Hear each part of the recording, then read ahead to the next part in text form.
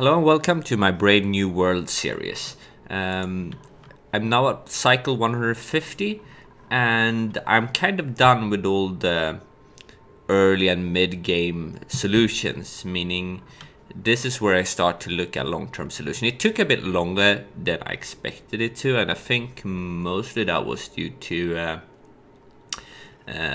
me being new to the occupational upgrade and never played it when it was in the closed before it was actually out for real. So this is the first playthrough in that build, and I got everything like cooling is set up. So here we have crude oil circulating to keep some areas cool here where I have my plant. I also gonna extend it to the power plants. The power plants, and this is good news. In the earlier episode, I talked about that it kind of fixed. Let's see, this overlay I need. I think they fixed the temperature from the bathrooms. They used to kind of, if you pumped in hot water here, like 69 degrees, right? It would come out at the temperature of the bathroom. So the shower here or the toilet here is 38 degrees, but it comes out at pretty much the same temperatures that it goes in, so you can't really delete any heat through the bathrooms. Now I was afraid they actually changed that for the natural gas plants as well, but they haven't. So output temperature, input temperature. Now I know this is higher, this is 33 degrees and this is 38, but that's because this one is 38, so it goes out at the temperature of the power plant or the natural gas generator. In this case it's bad because it will actually add temperature to the externalities, but that means once I cool them down really low, I can use them to delete heat and get extra cooling out of that. So I started extending my cooling loop here, right? So cooling is done where I have the most part of the cooling from the up here. Also I have my power production is kind of done. Well, at least the basics of it, right? I can just extend the system when need be. So I have carbon skimmer down here to take care of the carbon. I have my natural gas up. I have my fertilizers up. They actually run out of the fertilizers instead of the natural gas geyser here. I'm gonna try to not actually use the natural gas geyser, since like my long-term goal is to cut away all the externalities, as I mentioned in earlier videos. I might as well like try to avoid the ones I can to start with. But pretty much if you're new to the game, if you need more power immediately, what you would do is just put a pump in here, right? And that would support like 3 of these, I think, 2.5.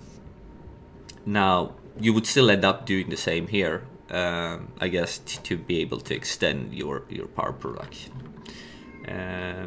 So I got plastic production up as well, mostly because I wanted some high pressure vents, because it kind of makes stuff simpler. Also I want to transfer some hatches in here from all the small positions where I kind of try to keep them alive. So I got plastic production going, and I got my metal refinery up here. Now this is not like long-term effective to have your plastics here. This one overheats once in a while, but I can kind of use it in short bursts, right? So this is a point where I can I got a huge amount of time here before anything would kind of, you know, not work. So sure, I don't have like perfect balance with polluted water and stuff, but everything they need is kind of met for the midterm. I got cooling down, I got everything. So what I will use this time for is kind of start to work on endgame solution, because I'm not in a hurry anymore. I can fix everything that was kind of very provisoric placed in the base, because I didn't want to use a lot of time to place it. I kind of placed it where I was just didn't take time, where I had the stuff already, right? So I'm gonna move it, like my batteries and coal generators, to places where I think they should sit in the long term.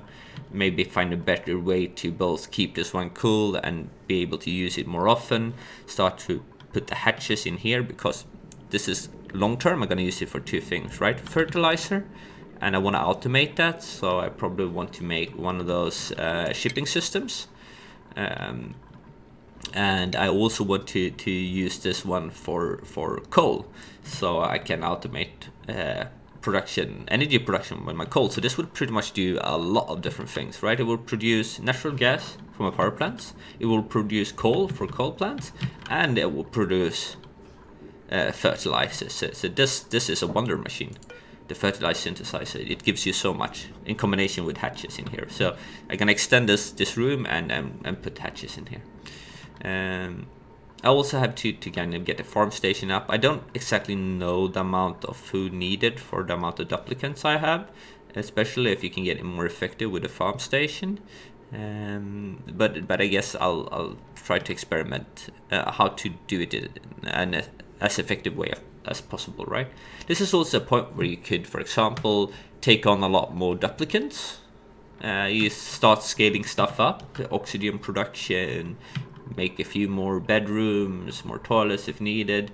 I might not take on that many more, probably a few more. And the reason for that is like my goal of doing it like an end game, totally sustainable base. And it's gonna be a lot harder if I have too many duplicants or straining on my computer, I guess, because since they kind of changed how the mealwood works, since it's now requires dirt, I can't use dirt as a long-term solution for producing stuff.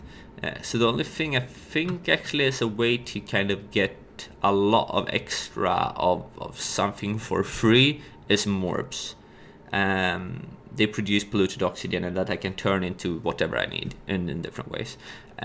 So I need a load of morbs, and the more duplicants I have, the more morbs I will need. I have a secondary long-term idea that is pretty much use actually a petroleum generator, because the external is from let's see if we find that one. The external is from, where do we have it here? It produced a lot of carbon dioxide and polluted water, and polluted water is what I want from it. It uses petroleum, which I can get from crude oil, and crude oil I can get from the carbon dioxide that I produce a lot of, and I can use slicksters to just get oil, right? So I could probably do a circle there. It can't be fully automated because I needed a duplicant actually working the oil refinery, but apart from that, that it should at least be sustainable, right? But the more duplicants I have, the harder that will be to achieve, because I will need so many things. So yeah, I kind of wanted to show this because this is it got all the different things you need for early game, or mid game. So at this point you can do pretty much whatever you want. You can go exploring the rest of the asteroid. You can start building more complicated things to take care of all the externally, scaling up production. You got plenty. Once you gotten this far, you got plenty of time. Yeah, I think that's it for this episode. Hope you enjoyed it, and I'll see you guys in the next episode.